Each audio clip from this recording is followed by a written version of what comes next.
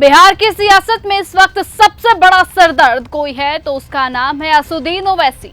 AIMIM प्रमुख ने एक चिट्ठी के जरिए लालू यादव और महागठबंधन को ऐसी सियासी दुविधा में डाल दिया है जो ना उगली जा रही है ना निगली जा रही है। तेजस्वी यादव के सामने अब ऐसी पहेली खड़ी हो गई है जिसमें हर उत्तर उन्हें ही नुकसान पहुंचाएगा। ओवैसी ने सीधे कह दिया कि मुस्लिम वोटों के बंटवारे से बीजेपी को फायदा होगा, इसीलिए हमें गठबंधन में शामिल कर लो। और अब ये सवाल है कि क्या तेजस्वी यादव दबाव की राजनीति के आगे झुकेंगे या ओवैसी को ठुकराकर खुद के ही वोट बैंक को जोखिम में डालेंगे। पटना में आरजेडी की राष्ट्रीय कार्यकारिणी की बैठक हुई।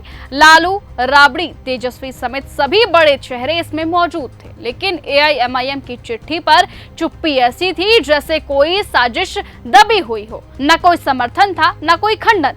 जब आरजेडी नेताओं से पूछा गया तो जवाब मिला, फैसला महागठबंधन करेगा, लालू तेजस्वी तय करेंगे। लेकिन इस बीच बिहार के एआईएमआईएम अध्यक्ष अख्तरुल इमान ने यह साफ कह दिया कि छोटे नेताओं की बातें हम नहीं सुनते, बात तो लालू और तेजस्वी से होनी चाहिए।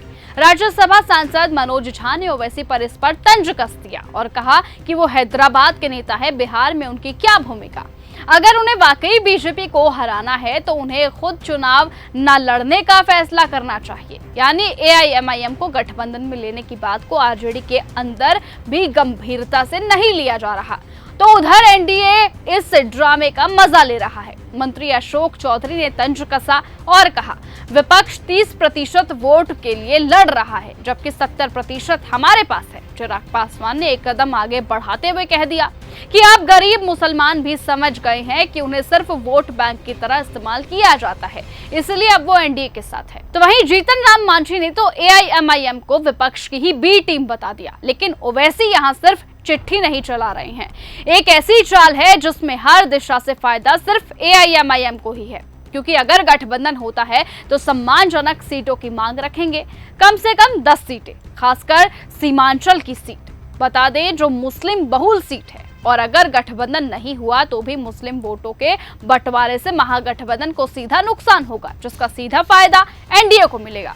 और इसीलिए उस स्थिति में भी एआईएमआईएम को हिंदुत्व के खिलाफ लड़ने वाली अकेली पार्टी के रूप में पेश करने का मौका मिलेगा। यानी तेजस्वी कुछ भी करे ओवैसी को फायदा ही होगा। गठबंधन करे तो एआईएमआईएम का कद बढ़ेगा, ना करे तो महागठबंधन का नुकसान तय है। तेजस्वी यादव के सामने अब सबसे कठिन राजनीतिक मोड़ है, जहां एक तरफ ओवैसी के साथ जाने का मतलब अपने ही समीकरण को कमजोर करना और दूसरी ओर मना करना मतलब मुस्लिम वोटों में बिखराव और एनडीए की बल्ले बल्ले। ओवैसी ने एक चिट्ठी में लालू तेजस्वी दोनों को फंसा दिया है।